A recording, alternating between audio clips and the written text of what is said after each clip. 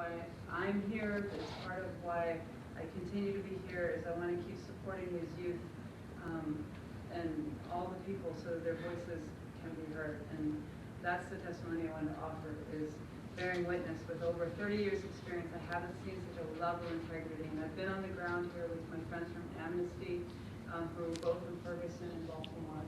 And the level of what is being pushed on people here in the north and on the front line hasn't been seen before.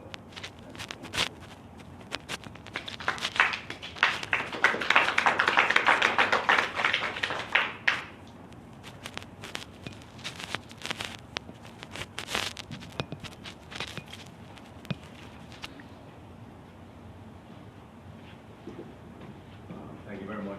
Good afternoon, everyone. Really impressed with what I've heard this afternoon. I'm just here unprepared, but just a few words. My name is Paul Chan. I'm from the island of Jamaica. I was there in April, and earlier this year when the prayers started to come to me, you know, I bring a word here, Fukushima, and the Pacific. It's hardly in the press anymore, but it's still killing the Pacific Ocean and the HCs which we use. I lived on the coast of St. Anne, right on the sea, and my water came from springs in the hills, and it's amazing how the plants and the trees and the vegetables and fruit that grows with spring water is so different than what one gets through the pipes in municipal water. You know, I remember a couple of years ago, I was in Houston, and a friend I had the opportunity to watch live feed from the broken pipeline, the Gulf, the BP Gulf, and the oil just spewing into the Gulf of Mexico, which comes into the Caribbean, affects our reefs.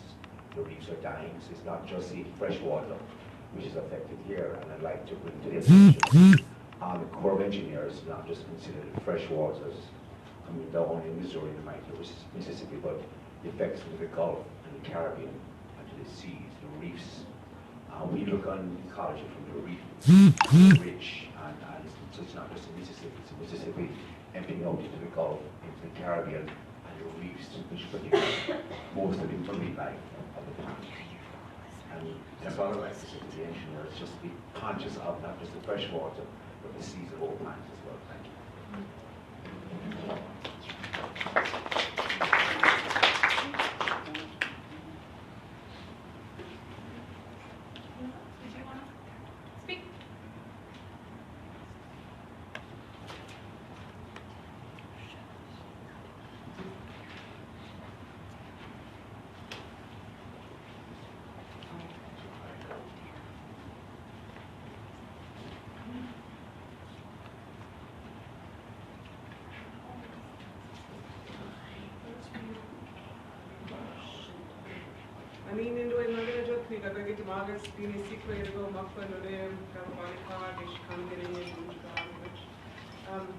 Honored to be here today. My name is I'm the Executive Director of Honor the Earth, a national native foundation that has been working out here for a while on this. And I'm going to present more formal written testimony for the purpose of the hearing officer for the tribe itself, but I thought I would summarize the basic presentations, and I'm not sure what was already presented, but I'm an economist by training, and so a lot of my analysis is going to come from the experience that we have with the pipelines in Minnesota, as well as the economics of these pipelines that are vastly misrepresented by the company itself.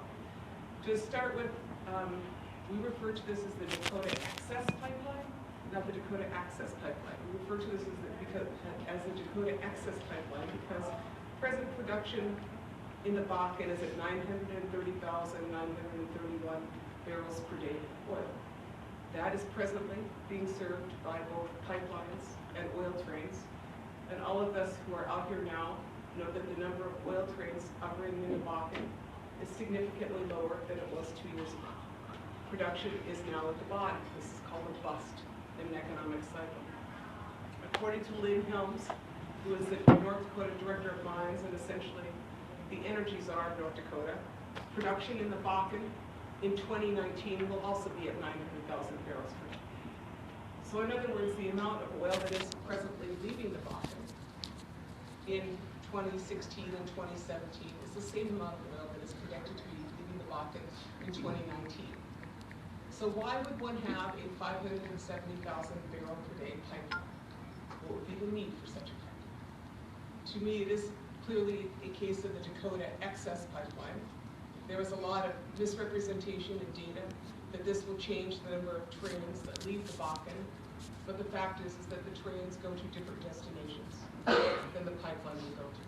And so it is a market issue that has been misrepresented and manipulated, of course, by the state of North Dakota, as well as by the Dakota Access Corporation. In addition to that, though, I want to just generally focus on what one would call an environmental impact process and assessment. There are a number of elements which have been missing and I'm sure have been discussed previously in this hearing. But I'm going to start with first the idea that you must do a full assessment of the environmental impact. That is known as a well-to-wheels impact assessment. In other words, where did the oil come from? What was the environmental impact, the carbon impact, the health impact, the radiation exposure impact, the oil discharge impact, the social impact of the Bakken oil itself. That has not been discussed at any point by either the Dakota Access Pipeline Corporation nor the state of North Dakota. I'm not going to go into a full detail on that at this point, but a few very significant points that we all know. One, the dramatic rise in violence in the Bakken, the dramatic rise in sex trafficking, the very significant rise of all forms of excessive behavior, lateral oppression that occurs. That has been on the increase and is a trauma that this tribe, which has never been a beneficiary of Bakken oil, has felt as heroin moves towards its community, as meth moves to its community, and epidemic levels that were not seen prior to the aggressive behavior in the Bakken oil fields. The second, more well-documented perhaps, except for by the state of North Dakota, data would indicate that in the past 5 years, we have seen 5.9 million gallons of oil spilled in the Bakken. Actually, in 2006 to 2014, 5.9 million gallons of oil have spilled in North Dakota.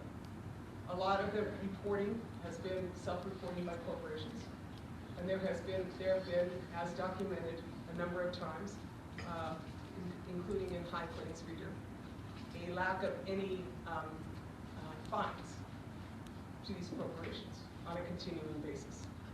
And along with the 5.9 million gallons of oil, there's also been 11.8 million gallons of brine that have so far seeped into the Bakken. That is what is disclosed and what we know.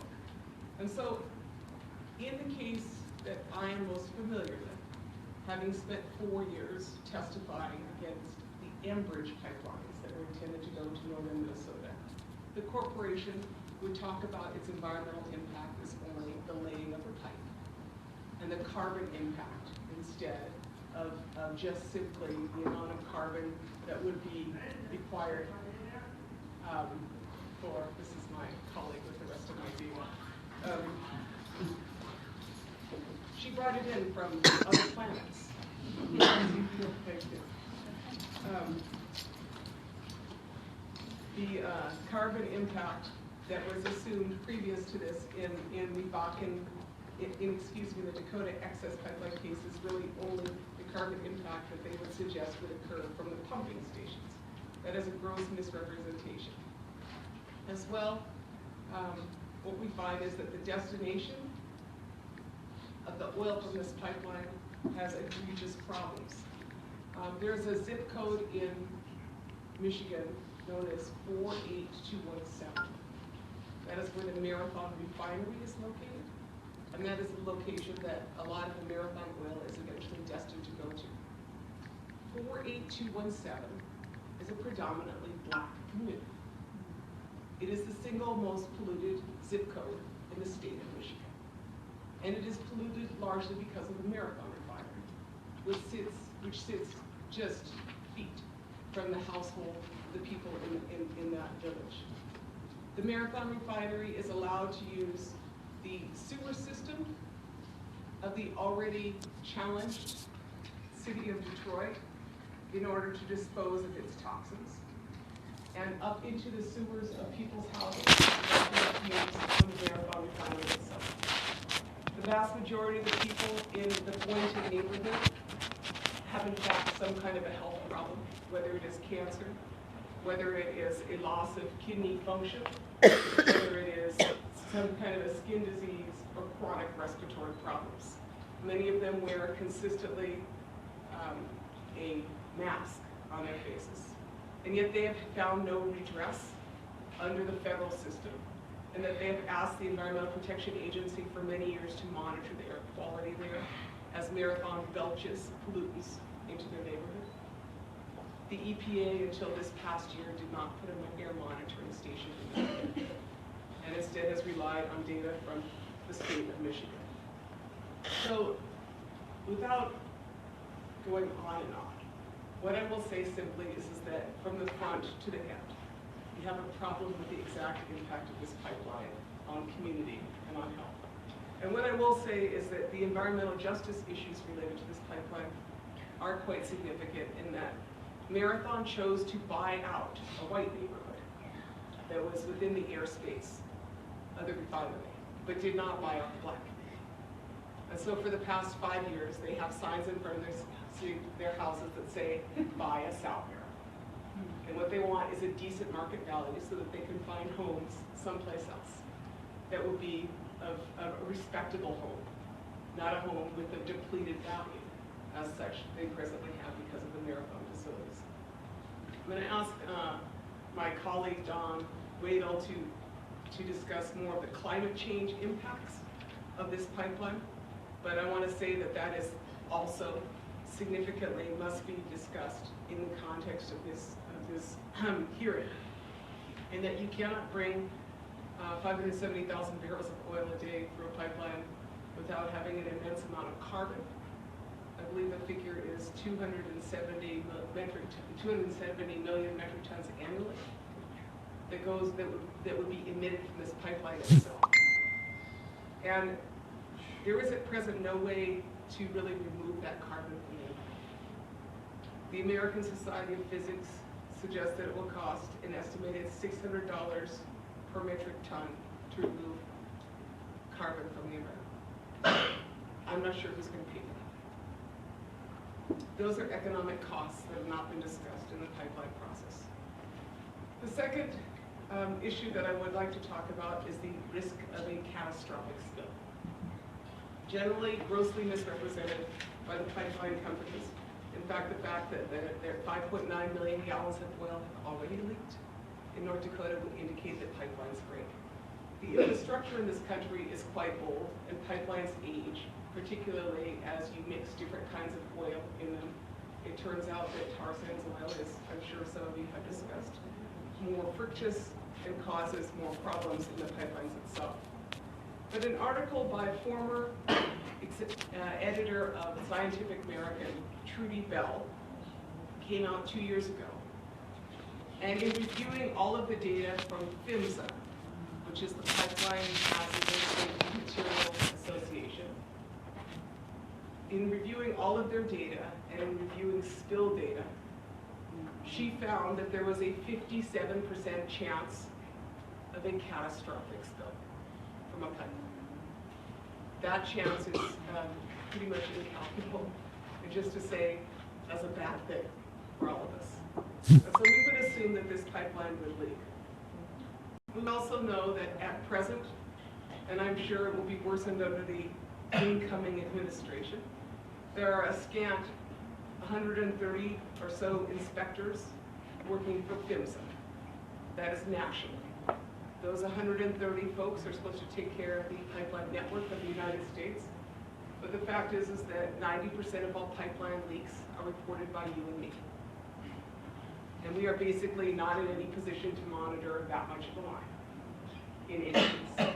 But that is where, including the Kalamazoo spill, it took the company 17 hours to respond to that spill.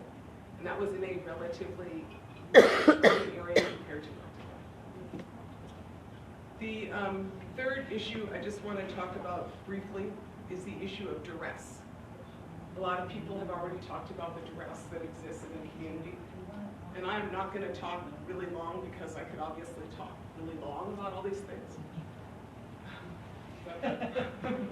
No, I just want to say, look, it's already rough. You know, our community, whatever reservation we are on, we have every statistic you do not want to have.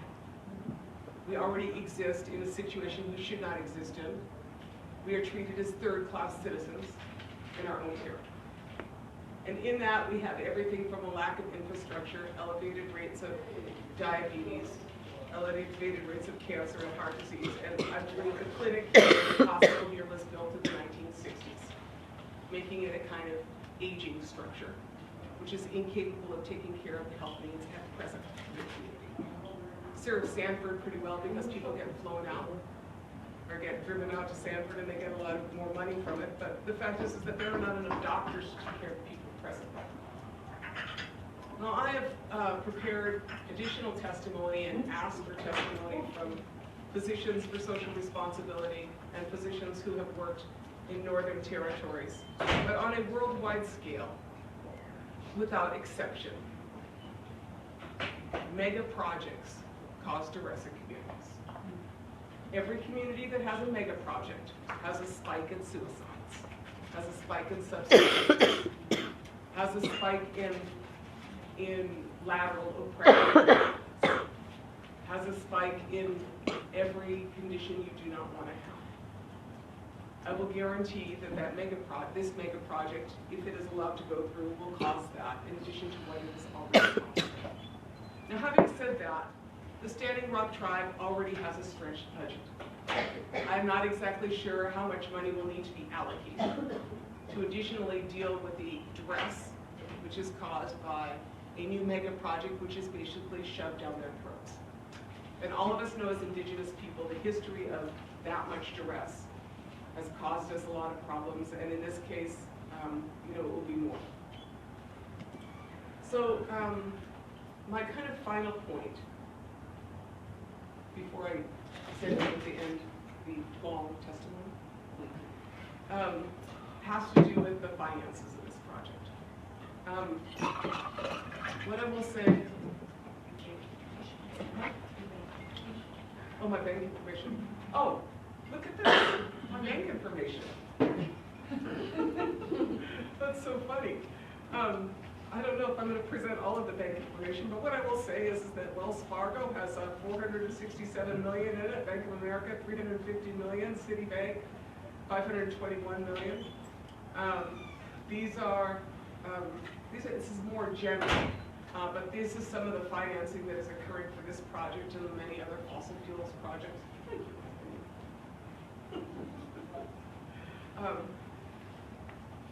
These are poor investments. There are two reasons I'm going to say that these are poor investments. Now, first of all, the International Energy Agency defines a stranded asset. That's what this is a stranded asset. Now what that means is that basically you go put $3.9 billion into a project that, one, does not have enough oil to fill it for its foreseeable lifetime, right? As I explained previously. And two, as climate change becomes a greater liability for all of us, both in a regulatory framework and in an investment framework, as we see corporations and banks moving further and further away from fossil fuel investments on a worldwide scale. What we find is that we have a problem. So a stranded asset is an investment which at some point prior to the end of its economic life is no longer able to earn any income. That stranded asset is a term which is used for basically I don't know if you call it a white elephant, but basically a bad project that sits there and is mothballed or just basically is a loser project. That's really not an economic term, a loser project. I think you understand what I'm saying, right? And so that is the term that is used as a stranded asset. but as well as being a stranded asset, which is why large corporations and banks, whether they are Norwegian or Swedish or American, should not invest in this project, is that it will in a short time be a stranded asset. And it is not clear at any point if they are able to fulfill their lofty goals because there was a lack of oil production in the Bakken itself. But in addition to that, it is in fact a liability.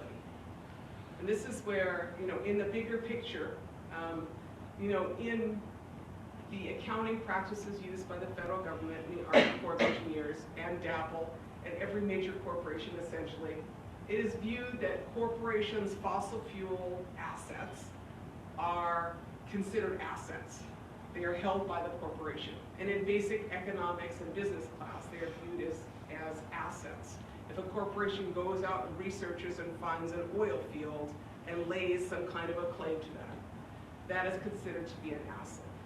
But what I will tell you is that in the time of climate change, where in order to keep our climate from raising 2 degrees, it will be essential for us to cap the amount of carbon that we combust at 585 gigatons.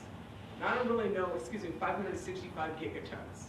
And I'm just going to be honest, I have no idea what 565 gigatons is. But I know that that must be a lot of combusting. And in order to not go over 2 degrees in a change, which brings the more catastrophic blowback of climate change, you have to cap it at 565 gigatons. The problem is that the fossil fuel companies today hold over 5,165 gigatons worth of assets, whether it is oil that they are holding in the Bakken or oil in the tar sands. That represents 10 times the amount of fossil fuels which can be combusted. And that is the math problem that we are dealing with. So what I would suggest to you is that in the analysis that is undertaken by the tribe, that we understand that that is not actually an asset, but that is in fact a liability. If you have 10 times more carbon than you can combust and you're holding it, that's a liability. It's a planetary liability. And it needs to be considered as such. But in addition to that, what I would say is that it is entirely a waste of $3.9 billion. In saying that, simply put, when we looked at the Keystone XL pipeline data, which this is kind of like Keystone Light, from what I can figure. Let us just be honest. And I'm sure since they, frankly, if they don't have the oil coming out of the Bakken, they're just going to hook you up in Tioga to oil that is coming out of the tar sands. And that would be the intention over the long term, I'm sure, of Dakota Access, right? So you basically have Keystone Light, which they are putting through in their plan. But in the analysis that was done by the American Association of Engineers for Keystone, they found that the infrastructure needs in this region itself, in this region, in the 5-state region that was impacted by Keystone, that the infrastructure needs in this region are significant.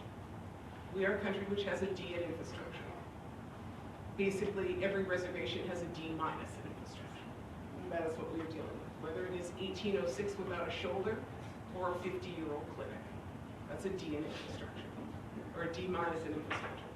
But meeting infrastructure needs, instead of spending $3.9 billion on a pipeline, and instead putting that into infrastructure needs in this region, would create 300,000 jobs in water and in infrastructure for people. That would be 5 times more jobs than would ever occur in any of the pipeline infrastructure.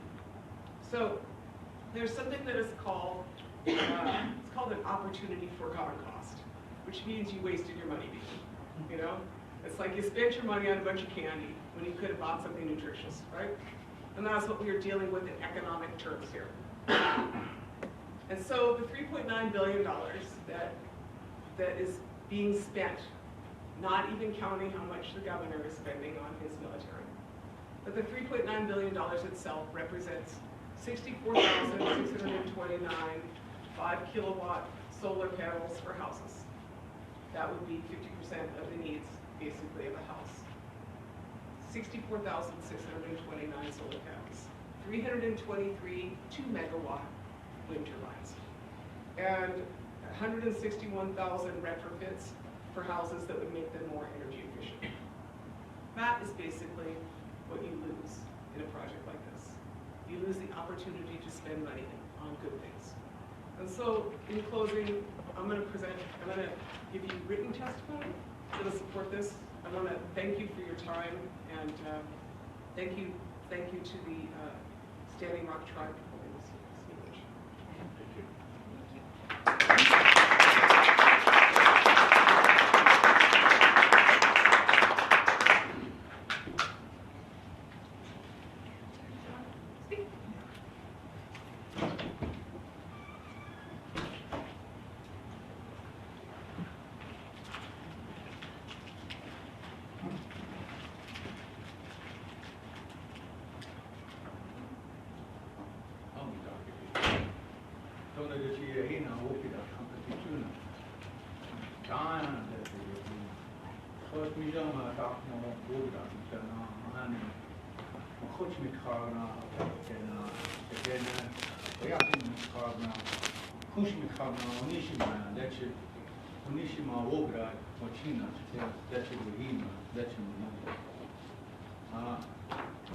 Welcome my relatives for coming to a hearing that's centered on the environment, but I thank you from my heart that you are here and present today, because there's a lot of issues that are at hand, and my relative asked me to come up and say something. I came to listen, but I guess I got to honor her request.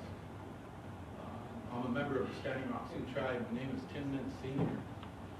I come here as a water board chairman. We have a water pool, basically within the governs the water and the water use, including the quality and the quantity.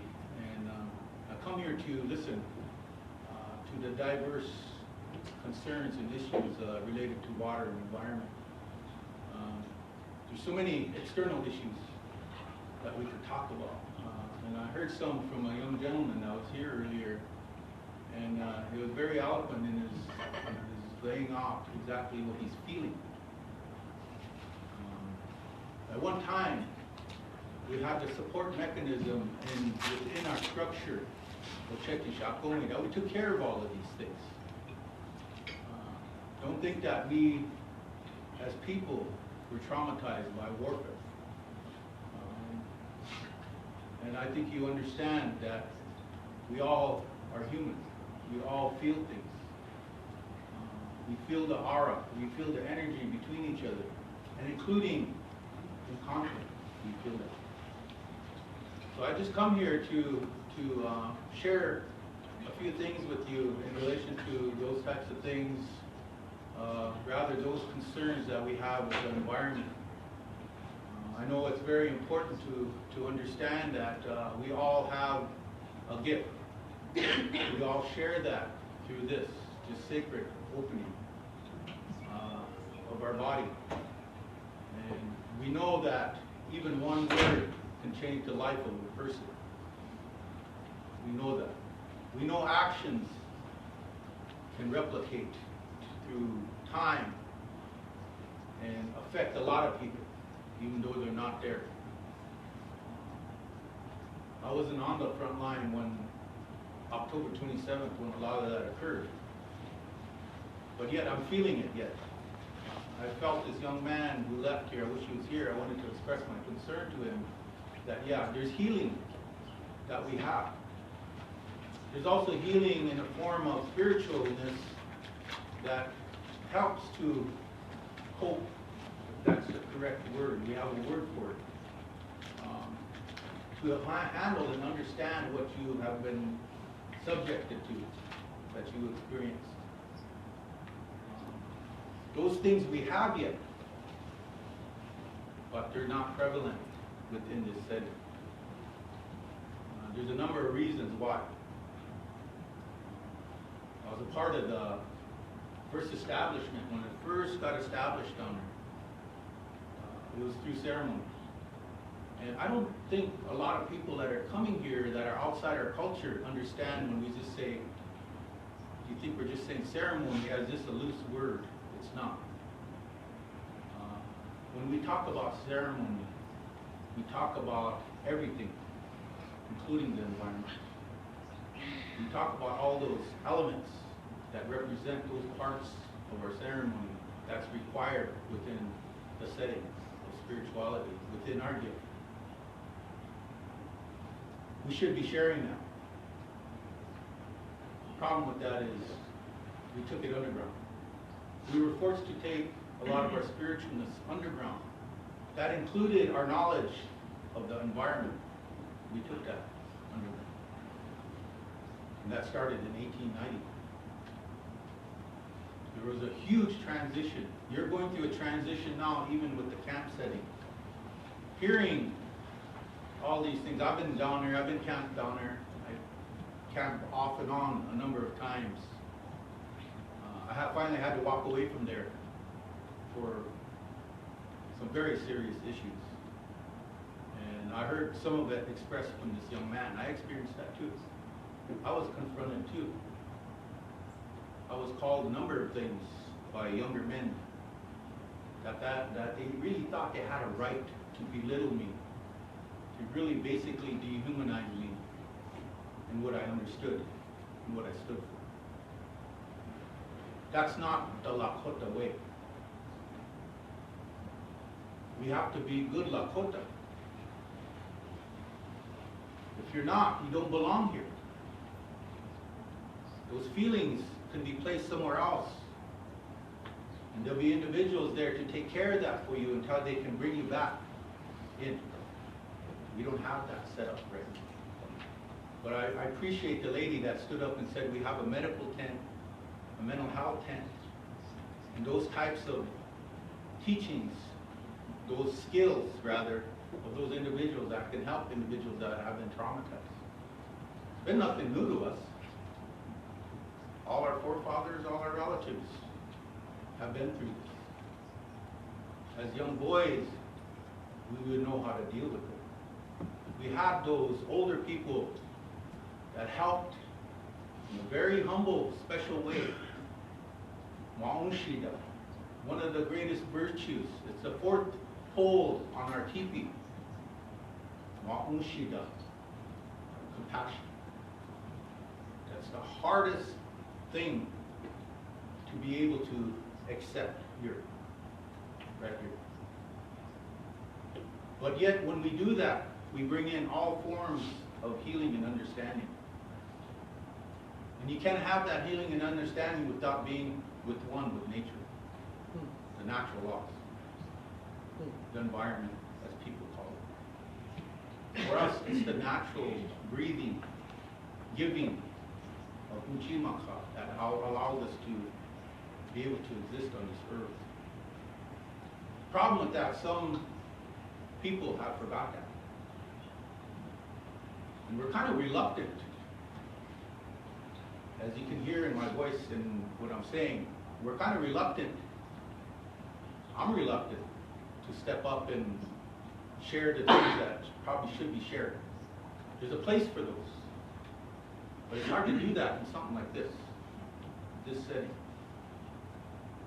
It's also very hard to talk to individuals that want to go out the door and start sharing it with all the world based off of their interpretation of when in here and came out here. The old people talked about that. How do you hang on to that?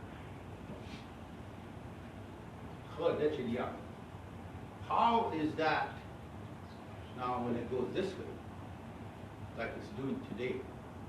People aren't listening. They compress it. They make their own decision. Maybe it's something that was given to them, but it goes back out the way it came. That's not the way it's supposed to be. So we talk about cardinal directions. Today, with the elements, they're changing. Natural law is changing.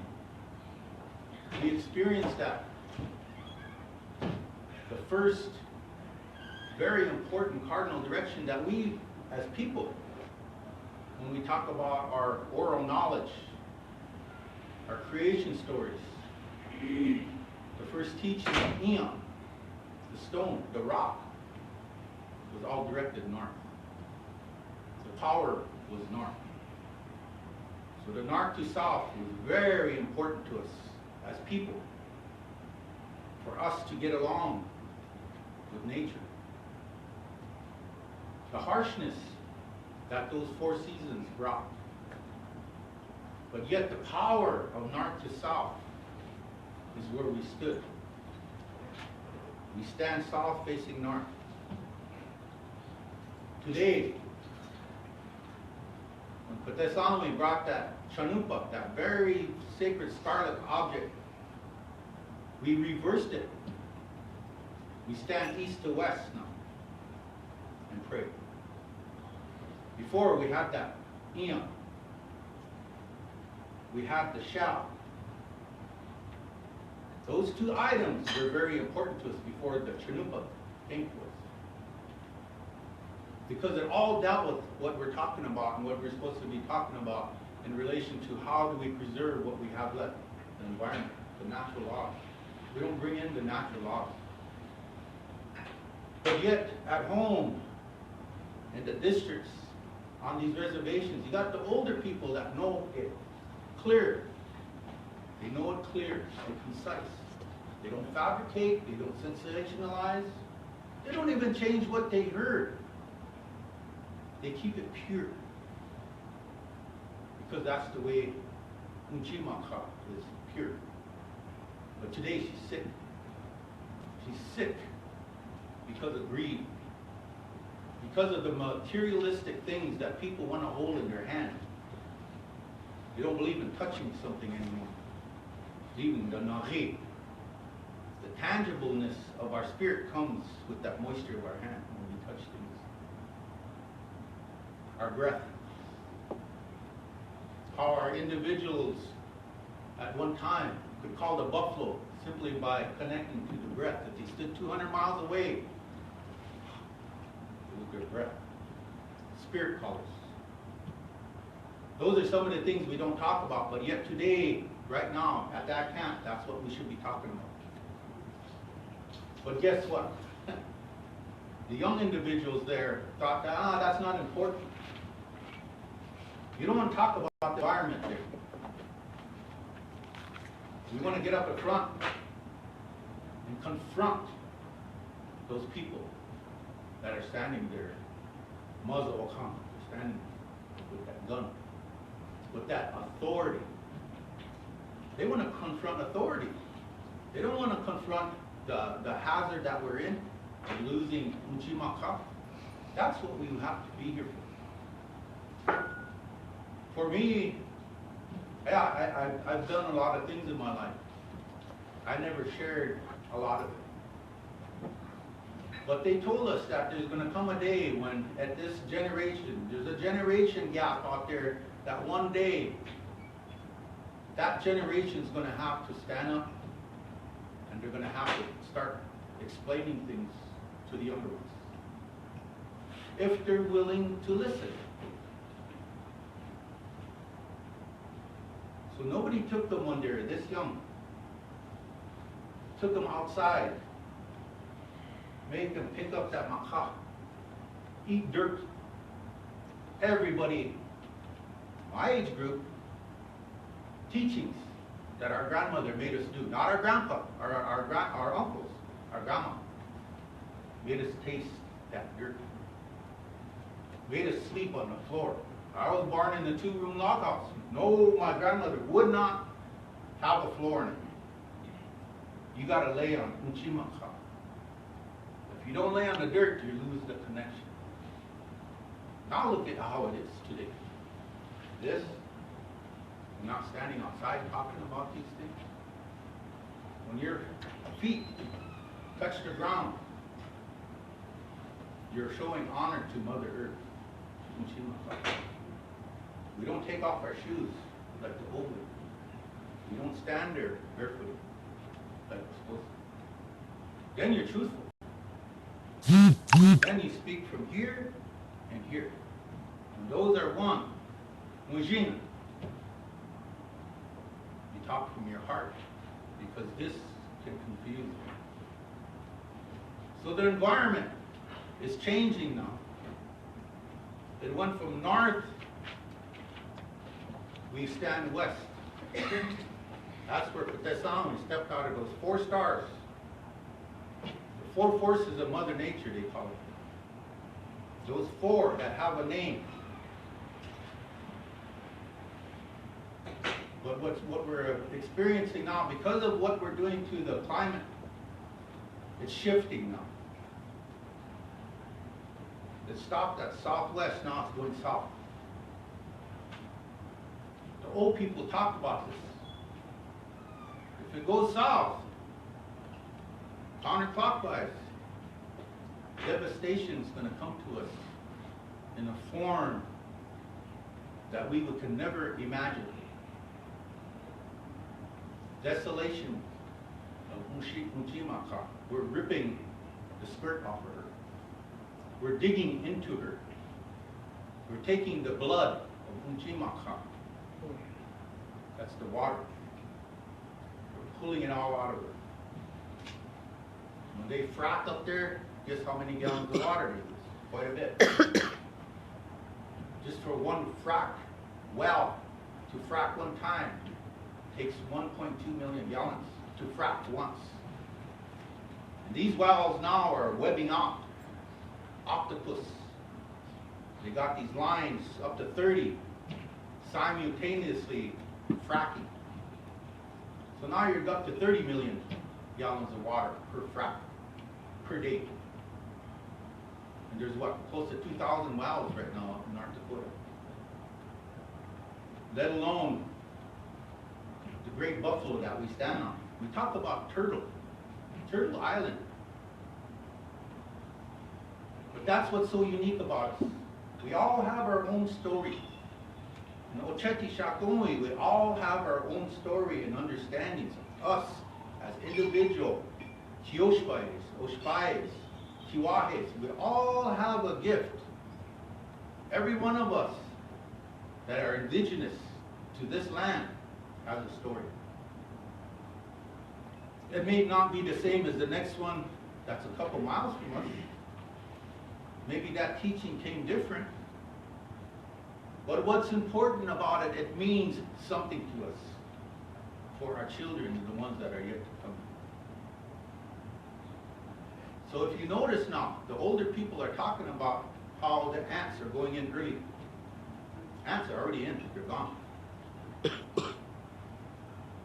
The geese already came early. Those are the times when you start movement again. When that north to south, the original first teachings, the Buffalo Nation north, and the Animal Nation in the south, when they migrate, that was a Naghi movement, what we understood as Takuwa Kanshkanshkan, the great mysterious movement that happens between everything that has this, a chantet, that has a beating heart, including what you're standing in Chimaka. She beats, she has a heartbeat. What they call Turtle Island here, I understood it as the great buffalo. It's a buffalo. So we all have different understandings. But because of the devastation, the hurt, the anguish of what Unchimaka was going through in our creation stories, we asked for help. Hagashina had pity on us. He said, Patesami, with that sacred scarlet object. She came and she brought teachings to us. She brought a way of life. So from north we switched. Now we're on that spiritual trail of east to west. Two spirits coming up at different times of the year and of the month, the sun and the moon. The Nahi from Tesami. Why we hold our pipe and honor them. But they told us also when these things come, there's two forms of black snake. That was originally, I brought that up down in Keystone meeting, 2013. It was in January. There was a big meeting down there. I and Orville Looking Horse went down there. They're invited down there. We asked to come and talk. That man that had that dream, also of that clanship, there was a number of them that had a dream about the black snake coming. Wa'atana, chaja yuha'et, wichacha ti'en. Echiti, wazita, echet, wa'anaji, unchahet. Dakuwana, washteshte et kazana, honey. A homini, echidika, echinya, unchahet, daku, wakhan, he stood on a hill just a little ways from here, that man. He was given a gift, a revelation, of two of them coming. The first one was going to break up our societies and keep us away from each other. That's the pavement. The black pavement, you see. We don't walk on the hill anymore. We don't go after our medicines anymore. We don't pay honor to Unchimaka anymore. We don't even get off that road anymore. We don't have the time to. That's what's bad about it. Then you get somewhere like our age, where'd all the time go? I still got so much to do. Yeah, Tungashin is calling us back. We had a chance. That's part of the prophecy of this element we call the environment, the various elements. And it's coming to a really bad collision course with destruction. Those two are going to hit. It's coming close. But what was important about what they said is remember what that man said. Two of them are coming. The second one, they didn't know what it was. But it was going to be black. What they call, you see it now, Zuzet or something. A black snake is going to be bored into the ground. It's going to stick his ugly head up and poison everything. Go back down again. Pop up over here. He's going to create a webbing. And he's taking all the veins of Unchimaka water. And that spirit stood there and he held dirt up and he went like this. This is how hard it is going to be for you to walk to your relative. Monotona said that. All that dirt blue, banded all over. That's how the children, the Lakota, Dakota, Nakota are going to be. But he also brought a gift in the morning.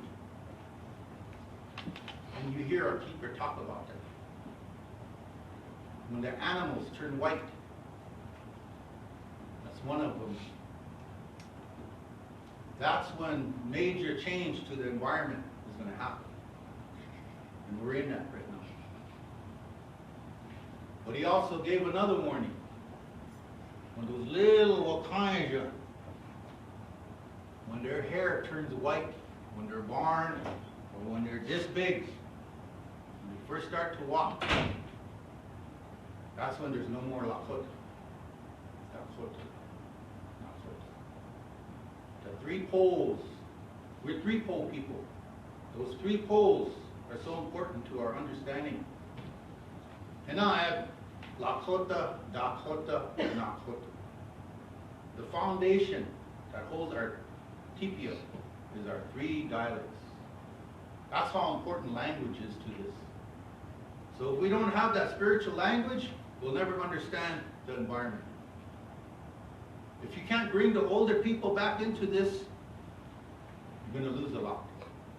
So how much have we lost so far? How many of those nationalities have lost so much simply because they bring up one word that I really despise? Repetitious. Or repetition. That's what we were. That's how we kept our oral knowledge and our oral history pure, is being repetitious. So you sing a young person, I heard that before. He says the same old thing every time he gets up. Yeah. That's the way it was meant to be for us. If I went into somebody's backyard, heard what their understanding and what their culture is, I would never confront it. Knowing that in here, that doesn't allow me to do that. I have respect for their way of life. That's not what's down here. That's not what's down at this camp. It's important that we understand. And I heard this young gentleman say some very important things as he stood up here and what he's seen and felt. I felt that too. The power of prayer that was there. That's still there. We got to bring it back up. There's been 5 ceremonies now that we've been through. This last one, there was only 8 of us. We put the word out for people to come, even at the camp. And nobody came. Maybe it was supposed to be like that. But the environment in relation to how we view it as, if we can't have that hilltop out here, we can't talk anymore. If we can't have that blade of grass turning green, we're coming to an end of total destruction. Now the water. Just what they were doing up there, standing on that hill, standing below there, spraying all those chemicals going in the water. You know, I heard some of these older people coming up to me and saying, why aren't you doing something? Go up there and stop them. Gee, how many people are trying to go up there to stop them? I've seen that. So now there's this big legal side of it. The big issue. How do you address it from a common law position? We have to, again, take our natural laws and put them over here. But my point in bringing all this up is, let's not forget the natural laws. That's what I think you came here to hear about. Don't forget about that. Take the time to pull somebody over that's older than you and ask them. From around here. Maybe ask for the spiritual people to come back into this. They stepped up. I followed them up too.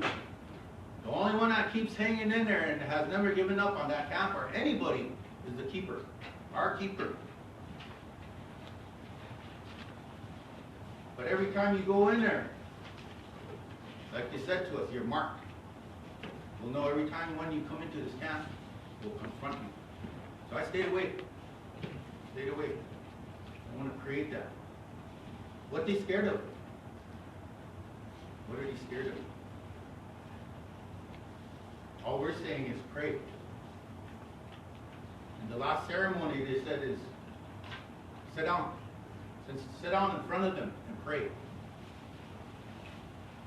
And I told this to somebody earlier this morning. I told it to even in the council chamber. When those indigenous youth council went up there and knelt down and prayed, that's what they said was going to happen in the ceremony. That's going to come to pass.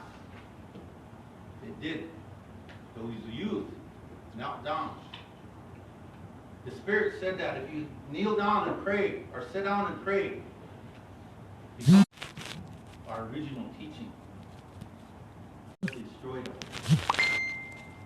I've seen some beautiful areas, spiritual areas, that I knew was already there. I knew that. I grew up in Canada. I can look right on the other side of the river. I was born along the river right over here in a 2-room log house. All 4 of us as kids bought the last one, so we got different types of understanding and levels of knowledge. But what I know and seen what they destroyed, there's things that are going to happen. They're coming in. If you don't get violent, those things are going to get taken care of. We got to take violence out of it. One came in, his name was Onanahista. When they find him, they open him up. He's going to affect everybody. The ones that tore up all that ground. And they told us four not to feel any hurt or guilt of knowing that you're going to get hurt. Spiritually, you're going to get hurt. You're going to go ganashkia. This is all they use. They don't use this. They're going to go nuts. They're going to go crazy. Because that's what they opened up. That's what that spirit can do. So nothing's lost. Nothing's lost in relation to that side of it, the spiritual, with that ceremony. What we're losing is the environment. And that's what they're here today to hear. What can we do outside of this arena to promote a healthy environment? What can we do? My point is, and what I'm saying is, let's not be lopsided. I know everything's important. I know that. I know what we're doing out there. I know that's very important. And we're grateful for the people that came here. But remember, there's an environmental issue here that's going to be long-term, that's going to be continually confronting us. The old people were sitting around this past summer, and you know what they said? That seasons are advancing. What normally happens towards the end of the year is now shifted. What if Christmas is in August? It's shifting counterclockwise. Because of the animals. Everybody's watching those certain animals that trigger when we do certain things. The wind. It's not west, northwest anymore. Guess where it's coming from?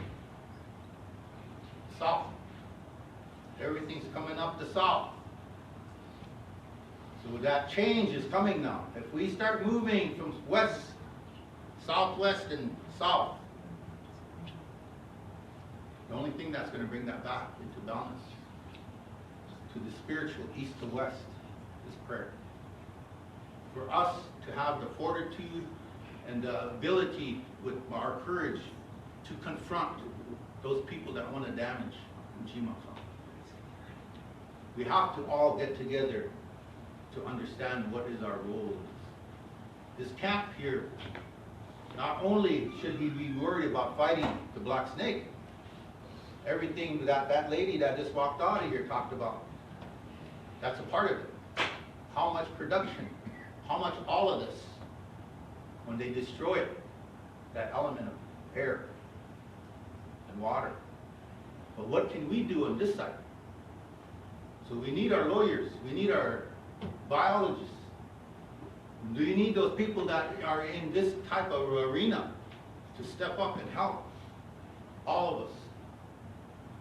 So I hope what comes out of here is not only that accord that we understand and seeing of unity, all the nations coming together, but why aren't we drafting some type of a climate decree and understanding, even if it's some type of agreement, that we need to have a meeting now of the minds and to see how we can leverage those over 300 nations coming together to confront a tangible effect, but to talk about the intangible and some of the things that are tangible in relation to laws.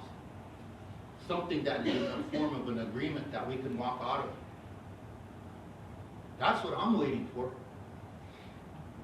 That's when I would like to be a part of that. So ever since September 3rd, I haven't talked about it. I haven't talked like this, right? Step back. Trying to help at the camp, didn't work. So you're gonna pull this together. You're gonna pull it together. I'm gonna be a participant because I think now we need to take on the climate issue now. That should be part of the focus. Shift. Be multitask. Our people were multitask. We could do all these things just like that. So let's do that. I hope what comes out of here is a thought that how can we better what's here in relation to climate change? Because this is all a part of it. You see media even saying that. How come we're not saying it? Well, maybe we did, and maybe I missed part of this today. But I appreciate you listening to me. That's my 2 cents.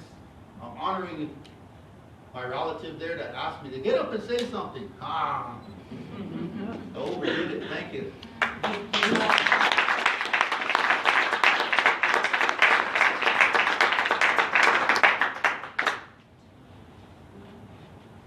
Well, we're nearing the end of this one. We're already scheduled to 1 to 4. Do we have an approximation? Anybody else wanting to give testimony today? I know we have several more dates. We have 2 more dates coming up, but I'm planning on extending that into December. I know we have a holiday in between there, so I'm planning on hosting some at the beginning of December too. So I'm thinking I may even extend it out to the camp. And now you've given me a kind of an idea. Call a big conference right here. Yeah. Yeah. Let's decide that right now. So that's, we'll be extending. So I've seen 2 more hands. I think we can probably get those 2 in, and we'll be concluded for the day.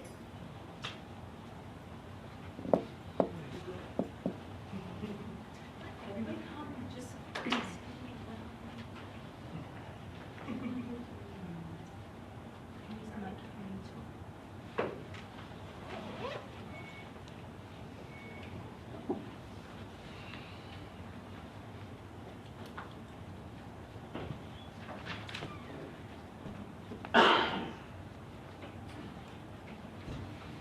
It should be on. It's already on. Good afternoon. I'd like to thank all of you that shared, Tim, Salaya. My name is Veronica Iron Thunder. I was born and raised on Standing Rock on the South Dakota side, a little community called Bullhead, Rock Creek District. And I'd like to share something. As we talk about environmental, the damages, I wanted to share something. There's some grand folks that were born and raised. There was a little community out here at West Feather called Black Horse. My grandparents were born and raised, and my mother was born and raised. And everybody left because of uranium.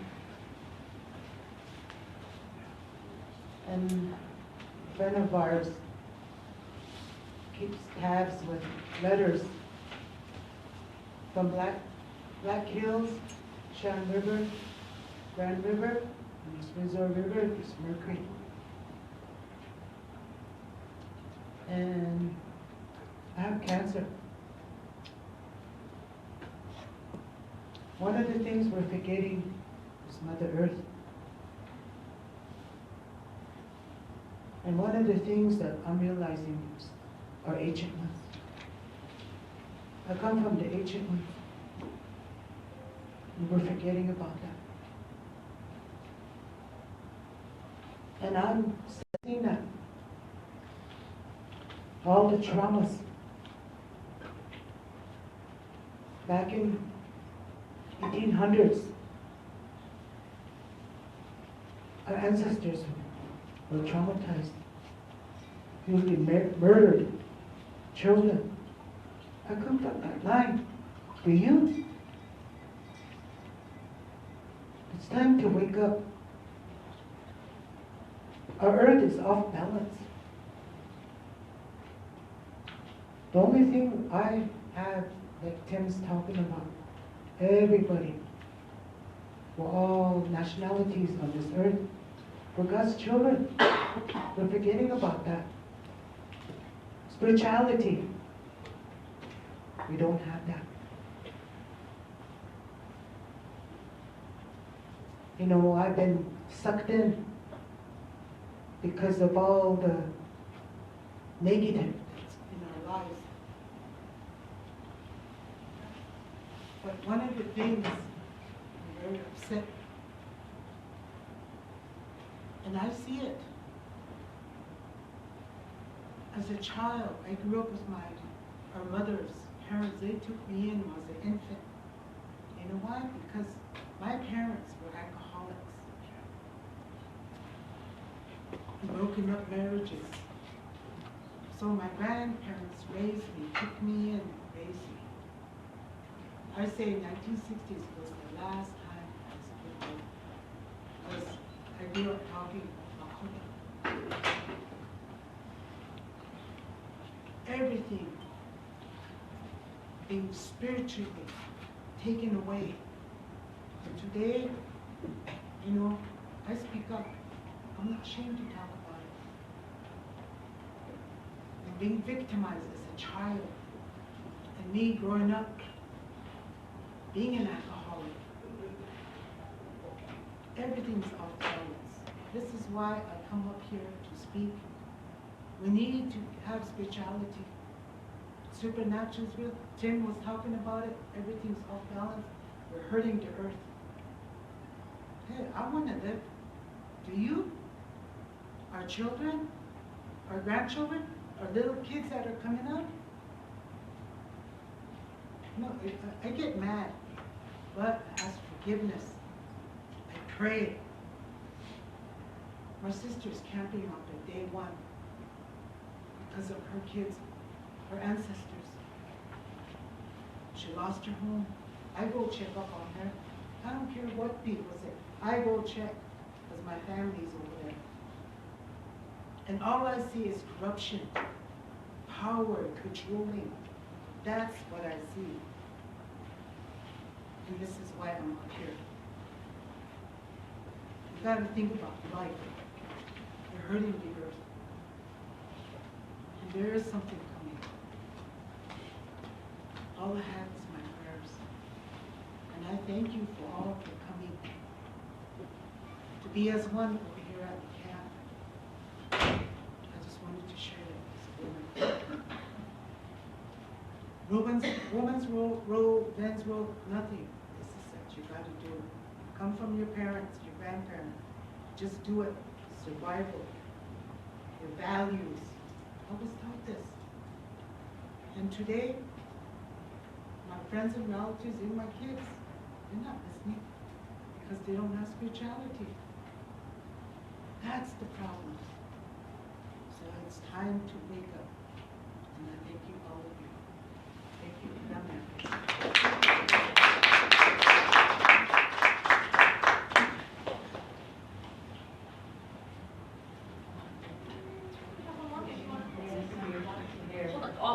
You don't have to hear me, yes, you do. You hear me every day. I just want you to, the 14 laws on the record, but where's the next hearing? Next one is gonna be at Grand River Casino on the 21st, in the evening of the 21st. Okay. And then we're gonna host one on the 22nd here. I can wait till the next time. Okay. I can do it there. But I'm gonna have the Sierra Club here. But it's just our 14 laws, we're subject to 14 environmental general laws and the Vega law. We can put them in the paper, but I want the Sierra Club to be here. I invited them last week and it was postponed. Yep. So it was held today, but I did the letter to NHPA asking them to stop they brought in the drill last night for the pipe, so. Yeah. That was what was, yeah. And, so I wrote the letter today, that's where I was, so, but I wanted to get the 14 laws that we're subject to, as well as what we did in Keystone XL. So I can, Dorothy, I can do that. I have the Sierra Club, I invited them, 2.5 million members who are going to help us, so. Yeah, we have them, and also let them know that if they want to submit some written, because I'm accepting written testimony as well. I just have the tribal resolution for the 14 acts, Okay. and then I have the one for the uranium or the hazardous. There's 3 resolutions from the tribe with 15 acts that apply to us. So I'll get it on record Okay. at Grand River. All right, Okay, sounds good. thank you. Thank you, I'm Phyllis. sorry it came late. When is the next one? November 21st. It's gonna be at the Grand River Casino, located right outside of Millbridge. They have banquet rooms on the second floor, so we're gonna be hosting down there. I just wanna open it up because a lot of our residents live in South Dakota, so. And then the other one will be on the 22nd here, probably in this room. We might expand it. I'm gonna ask if we can get both rooms. I'm planning on hosting meals at those two meetings. What time it is, when you? They're gonna be from 4 to 8 p.m. Both days, they're gonna be 4 to 8 p.m. Grand River Casino on the 21st and Prairie Nights here on the 22nd. And then I'm planning on putting it in next week's paper, next week's tea time. I'm gonna change it and add the additional dates for December. I just gotta get with my program so we can coordinate to make sure they're available. Thank you, strongly agree. Thank you for Listen to attending. the Standing Rock Road members. Yes, Thank yeah, you, yeah. Allison.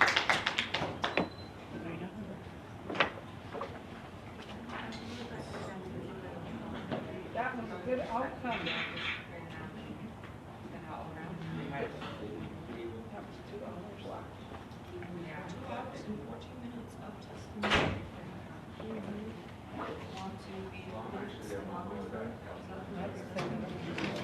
Hire somebody to do that.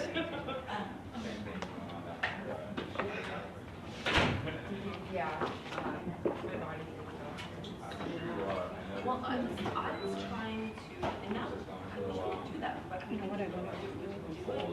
At the hallway, and college has classrooms, and we could do sessions, and we could host, I want to host environmental, we could go back to training rights, tribal cultural. We're writing good, and then all of a sudden they quit. You start Another dim and I ran out of eat. Back to back. Yep. Initially, that's kind of what we want to host them. I had to go back down Get all when their I ones was closed, waiting. involve environmental, involve water people, and just do like a good 2-3 day session each. Everybody do a little breakout and have their own, like, you know, it's brainstorming, this, what do we need to do? They try to get together and strategically plan before we start all of this. But it didn't come through. You know, it's such short notice, it was hard to get something together.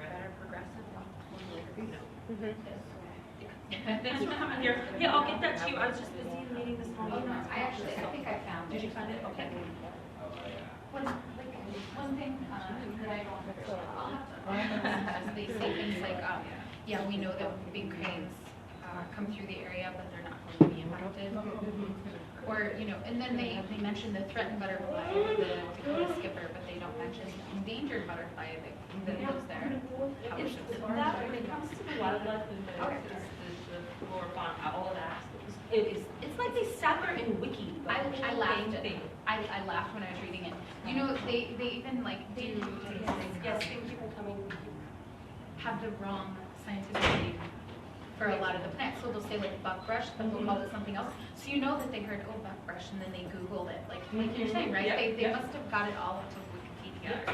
I think they sat in their office and wherever. Thank you, Ani, for coming. Thanks so much. And then there was a lady sitting next to me, she had a lucky. Yeah, I've seen her, Dee Dee. Yeah. Is that Dee Dee? Yeah, Yeah, Dee Dee. yep, it is. Yeah. So I can see her, or I can I'll find her. her. Hi, how are you? Good to see you. That would be great though. Thank you for coming, yes, thank you. Excellent. That would be awesome. Well, I will be here on the 20. You come up here, on the 22nd or the 21st? I'll go down there. Okay. There's probably, I'll have a speaker prepared with my friends or something. Perfect. Yeah. So, do you need to know ahead of time who's going to, or do you just? are you Nope, gonna nope, open it it's up? just open. Okay. All right. Hi, how are you? Good, how From are the you? pizza There we place. go. Yeah. From the pizza place. How's your day going? You can send it to the Standing Rock Crazy, Tribe. I've already had one So, the I same should have day. some cards Again? available. Yeah, it's just so crazy, Just right? send it It's to the just P.O. Box. every day, so. But go, the Standing Rock Sioux Tribe. How about Let me you? write it out, shall I write it out for you? Okay. I'm moving to the Yep, well, I have it for you, unless you want To to. the Rosebud camp or not? No, not the same. All right, On the other side of, yeah. That'll be okay. How come, are you worried No, just more secluded. It more, is more, much more quieter private, here. more quiet. I mean, I keep back in the tent. There's people all day, back and forth, back My- and forth. Nighttime, people trying to work around. Mhm. Morning time, get up. I Get out. considered moving my mother-in-law. You've been there. She's in a gear, and it's just she's like up all night. The noise of like everyone all over the place. And she said that like there was a group of people who stayed up, and a guy who kept saying, "Shut up, shut up, shut up.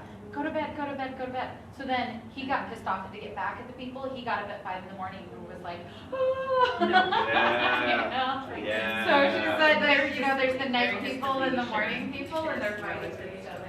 So It's just like, it's really sweet. yeah, so no one can get any sleep. So you're in a tent though? Yeah. Are you staying here? Or are you in camp? I'm taking the team to El Salvador here pretty soon, so I need to go and get prepared for that trip. But yeah, so you're a good point of contact in order to stay in contact with your mom. Oh, definitely. Okay. Yeah. She won't have any phone or anything. Yeah. She won't even let us get her a battery-powered electric blanket because she's trying to divest completely from those types of technologies. So yeah, so she won't have a phone or internet access on her. Sometimes she'll get on Facebook or something. I think there's going to be a pretty good window of opportunity for her to maybe get some funding or some kind of grant as a result of all these things. So we need to make sure we don't let that Yes. window of opportunity come and pass while this I is know we happening. have them. So I've been, as soon as I get back and my internet's good, I'm gonna look for South End the and available Panama. grants. We and were I'll just fishing. shoot you that information and Yeah, just that's relay that to her. Yeah, the nice thing about investing in the stuff that she's doing is that They it's died and it popped up long-term, again. It Yeah. kept popping there's up. long-term sustainability of it. Sustainability camp and obviously mini, so. Exactly, Okay. yeah. Cool. Awesome, Yay, thanks so much. cheers. See ya. See ya, Allison. See you. Have a good Thanks for one. coming. Heading out, or? Yeah, we're Yes, going to yes. laugh. We've been to radio tonight. Oh, you're going down to? The college for that one conference call, and then McLaughlin Okay. for a radio interview. Okay, 6 to that would be 8, I great. think. Okay. Well, I'll be listening to KLND then. Nice. Allison, will it help if we sign in? Yes, please, more names that, looks good. How are you? Good, how are you doing? Cool. Yeah? Need help with anything, let me know. Okay. Okay. Maybe I might have to recruit you to come like do video for me. You have just recorded all of that, did you? Yeah, Video for that news for me? yeah, let me know. Okay. When you part. I don't have any with me, no. A2 Bears at Standing Rock. Standing Rock. A2 Bears. 18 bears. Okay. And I'll sign in so then that'll be in my Yeah, contact. Make sure. that'd be great, because then I could just email you. Or just Facebook me. I can do that too. Marjorie. Yep, I've got you on That there. works best. I'm sure you're flooded on there, so I hate to message you on that. I try to keep How do it I, separated. Just, how can I say Message important? me. I'll put important. Yeah, just message me Something on there, important. okay. That'll work. I'm the director for Department of Environmental Regulations, EPA. Did you write that down? No. And you, where did you finish? Oh, just right. Yeah, well, south of, probably, I would say about 4 or 5 miles south of, like where Sacred Stone is, or right in Cannonball, right along the river, right below my land. Yep. You said in the people love officer or others. Mhm. And they were able to stop some tracking president because they had owners. Mm. Well, I know they were very, we lost a lot of them, and they're coming back in North Dakota. Right, yeah, Yeah. and he knows about that. Yep. I'm sure he's very familiar with that. Yeah, wildlife was my first passion, and that's kind of what, when I got into, did a lot of my research with wildlife in college, and that's kind of what I wanted to get into, but as the time of after I graduated, and well, there's a position in the environmental department, so I've been doing this, and I said, in the end, it's all protecting everything. At least this way I'm protecting everything, and not just the wildlife, so. Where did you go to school? I 2 schools. I started off at NDSU in Fargo, and then Life Journeys, and then I ended up moving back here when I had my daughter. And so then I was like, well, I better finish school, and so I've been in the environmental science program down here What is down here? at Dayton City Bull College. Okay, I'm not local. Yeah. My name's Twyla. Hi, Twyla. Nice to meet you. Yes. Okay. Thank you. Well, welcome to Standing Rock. Yes, down at camp, you're not getting. I got that. I did, school teachers, I mean, they're frontline group. And, yes. But, I'm actually been able just, because it's my nature, talk to some really private people, some that compassion. I think I'm sure we're in jail for 12 to 20 years. You don't have to let that define you. Softening, compassion. Yeah, yeah. You know what I mean? Yeah. So. I think and that's what some of these folks need, that's kind of been one of the things that's been hurting us, a lot of violent action. And initially, he's one of the gentlemen that did the ceremony, and one of the gentlemen that was selected to help lead this group, and that's what they were told, is to keep in prayer. And don't do any, don't do any violence, just keep in prayer. When you do, keep in prayer. And this thing got so huge that it's difficult to Keep maintain that. everybody on the same page. Everybody has a different personal direction in life. Where they want to go, where they should go. Everybody wants us just to offer their ideas on how they should do it. But I don't know. But I do know that, they're not allowed, that's unfortunate. Comes down to that. But, Certainly hope it doesn't come down to that. I'm kind of concerned now with the drilling equipment in there, but it's going to escalate, but I don't know, they have such a huge buffer between, camp and which road is at, posting stuff. they do. What's actually really disturbing is the trucks with nothing. And, I was just reading actually just now, financial attachments to Keystone. Okay, yeah. Oh, huge. Huge financial attachments to Russia too, which are actually completely unethical. But, this year's not going to have anything to do with ethics. I know. Or correct behavior. But so, I think, I'm afraid that he will turn on that. Of course he will. Not to say that Hillary wasn't going to either. Well, that's true. Yeah, I'm pretty sure she would actually do the same thing. Yeah. Yeah, to be honest, yeah. But I don't know. It's down to, and it's down to work. But it's not just about this place. Yeah. It's just about can we keep And it. well, that was the difference between the two. At least she accepted the fact that there is climate change, and there is something that we need to be doing about it. Or he's one of the naysayers. It's, what is it? It's something about China. He was saying, I don't remember what he said about it. It was really ridiculous. You can't keep track of the ridiculous things that come out of this man. Hi, Dee. Hi, Dee. Yes, I've met you out of camp before. You know what? I just got inside information. Yeah. It's online.